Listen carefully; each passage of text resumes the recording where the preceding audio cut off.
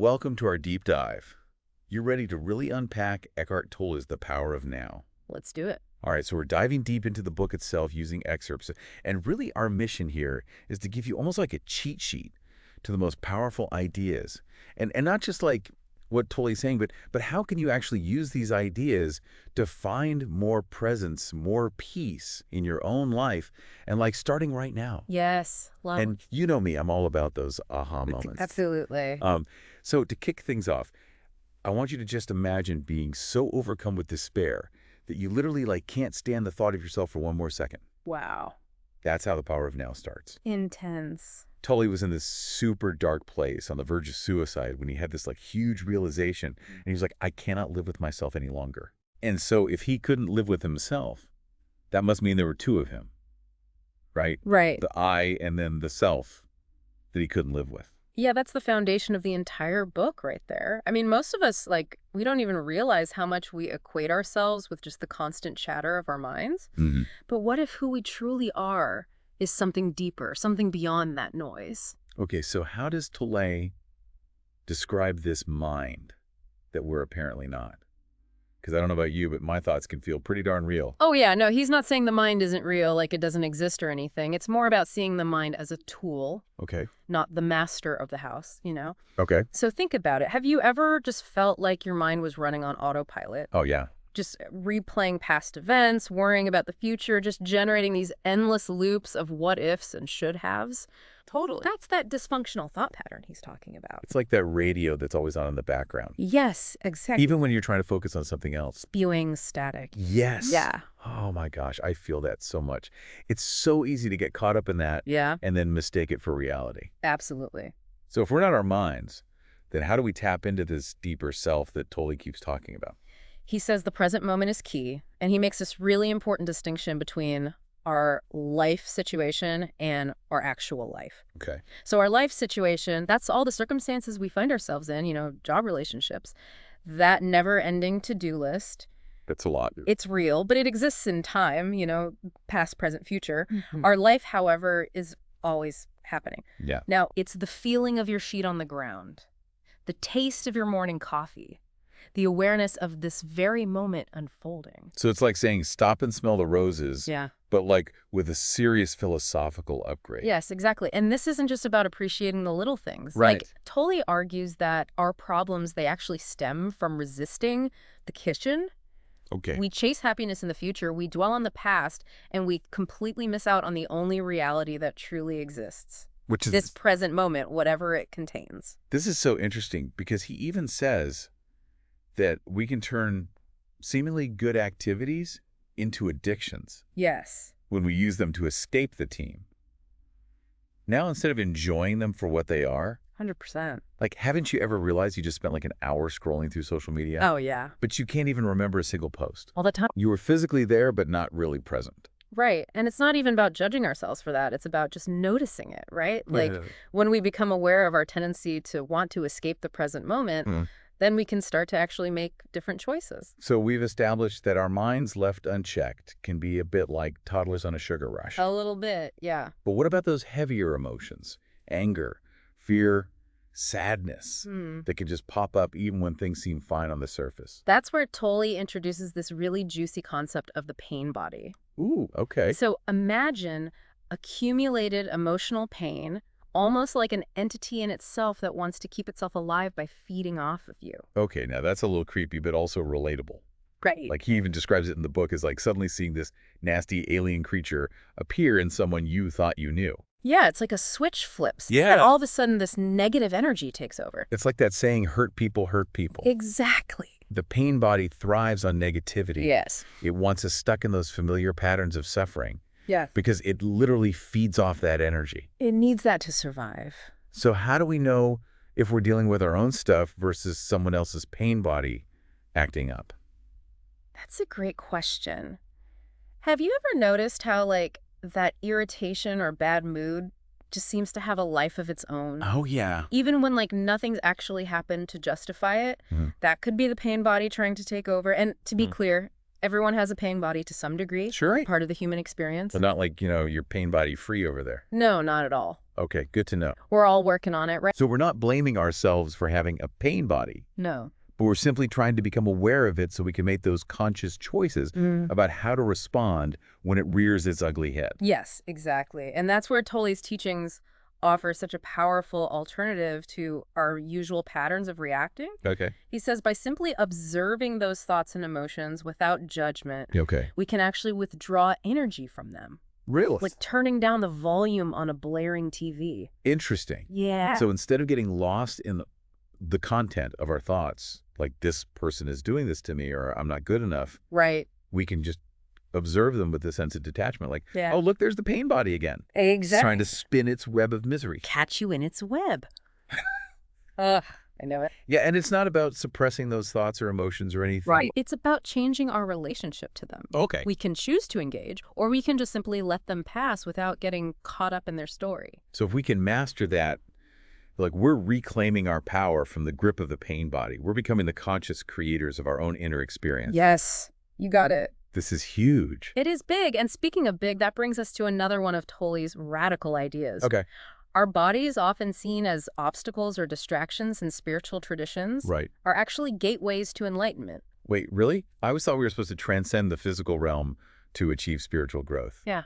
Tell me more about this. Yeah, it's almost like history gave us this body, bad spirit, good narrative, right? Interesting. Okay. Think about like the emphasis on fasting celibacy, even self-punishment in some traditions.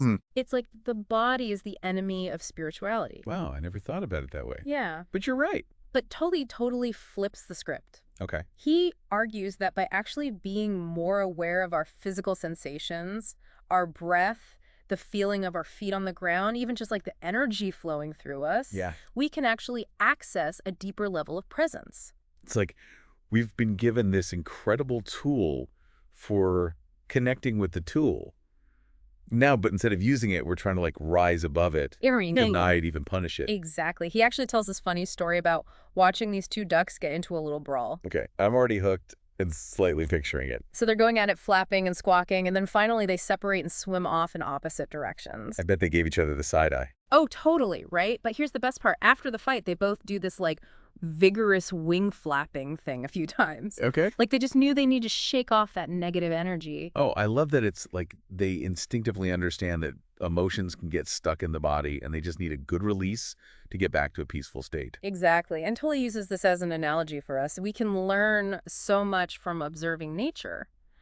We too can learn to release negativity and return to a state of presence by tuning into our bodies and just finding healthy ways to discharge that pent-up energy. So we're not just disembodied minds floating around. We're these like amazing interconnected systems of energy and sensation. And the body is our direct line to the... Now, this is blowing my mind a little bit. It's a big shift, right? And speaking of big shifts, let's talk about the idea of surrender. Now, I know this word can be a little loaded. Yeah, it definitely brings up some resistance in me. It sounds so much like giving up, becoming passive. Right. But I have a feeling that's not what Tolley means at all. No, you're right. On the money, he's talking about something much deeper.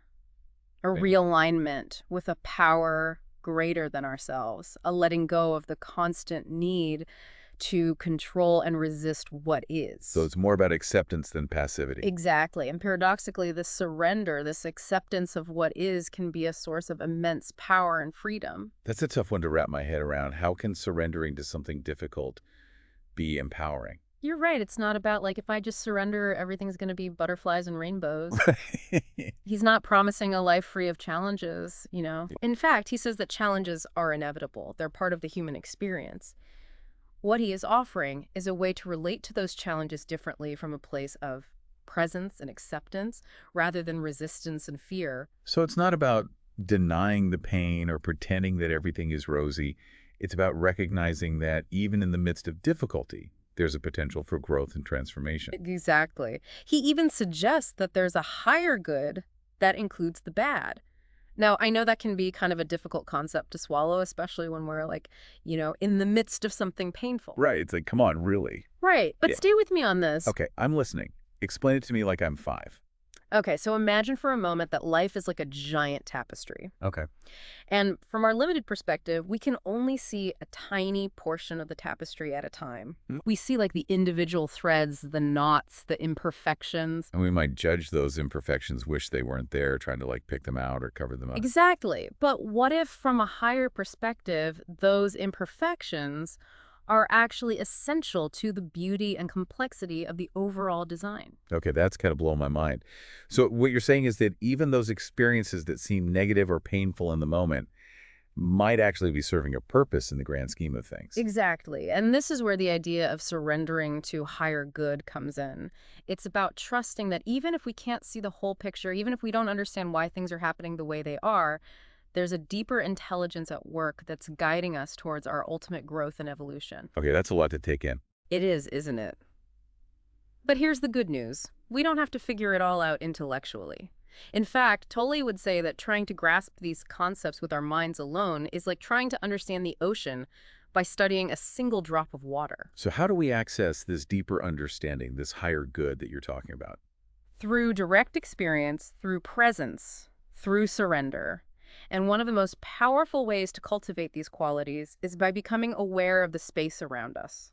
Wait, the space around us? You mean like literally the empty space in the room? Exactly. This is where Tolle gets really interesting. He says that instead of constantly trying to analyze or grasp the unmanifested, that which is beyond form and thought, we can simply become aware of the empty space that's always present. Okay, this sounds kind of out there, but I'm intrigued. Tell me more about this empty space and how it relates to finding a deeper reality. 'Cause it sounds kind of out there, but I'm intrigued. Tell me more about this empty space and how it relates to finding a deeper reality. So think about it, like everywhere you look, there are gaps, right? The space between you and me, the space between you and your phone, even the space between your thoughts. Okay. Tolle says we're so busy focusing on things that we miss this vastness that's holding it all. So it's like we're so focused on the content of our thoughts and perceptions that we miss the container, the silent background upon which everything arises. You got it. And just like becoming aware of our breath brings us into the present moment, becoming aware of this empty space can connect us to something much deeper, something beyond the chatter of the mind. He even calls it a direct portal to the unmanifested, that realm of pure consciousness that we've been kind of circling around all episode. Okay, I'm going to be honest, this is a little hard to wrap my head around. Do you have any tips for actually practicing this? It's not like I can just think my way into experiencing empty space, right? You're right. It's not like an intellectual exercise or anything. Right. Tolle suggests just starting simply. Like next time you're feeling stressed or caught up in your thoughts, just pause for a moment and become aware of the space around you. Notice the space between you and the walls, the ceiling, the furniture. Don't try to do anything with it. Just observe it. Feel it. So it's more about shifting my attention than trying to force an experience. Exactly. And you might be surprised by what you notice. Like what? Well, some people describe feeling a sense of peace, a spaciousness within themselves that mirrors the outer space they're observing. Others talk about a sense of interconnectedness, a feeling that they're part of something much larger than themselves. It's different for everyone, but the key is to just approach it with curiosity and an open mind. This is incredible. It's like the power of now is full of these deceptively simple practices that have the potential to radically shift our experience of reality.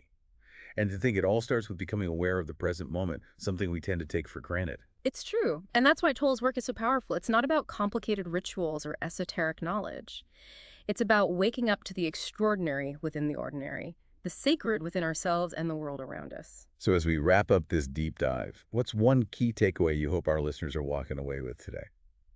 You know, of all the concepts we've explored, I think the most important one is the idea that true peace and fulfillment, they aren't found in some distant future or through achieving some external goal.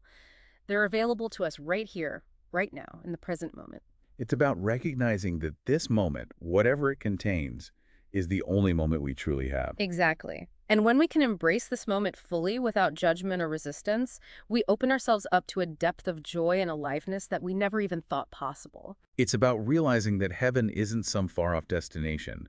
It's the very ground we're standing on if we just open our eyes to see it. Beautifully said. And remember, this is a journey, not a destination. There will be moments when you fall back into old patterns of thinking and behaving, and that's okay. Right. The key is to simply notice those moments without judgment and gently guide your attention back to the present moment. It's about progress, not perfection. Exactly. And Yeah. the more you practice presence, the more natural it will become. It's like building a muscle. The more you use it, the stronger it gets. I don't know about you, but I'm feeling incredibly inspired to take these practices into my own life. Me too. And remember, you don't have to do it alone. Eckhart Tolle's The Power of Now is an amazing resource, and there are countless other books, teachers, and communities out there ready to support you on your journey. It's about finding what resonates with you and creating a practice that feels authentic and sustainable. And who knows, you might even inspire someone else to embark on their own journey of awakening. That's the beautiful thing about consciousness. It's contagious. So thank you for joining us on this deep dive into the power of now. We hope it sparked a fire in your soul and inspired you to embrace the fullness of life that's always available to you right here, right now. Until next time, may you be present, may you be peaceful, and may you be free.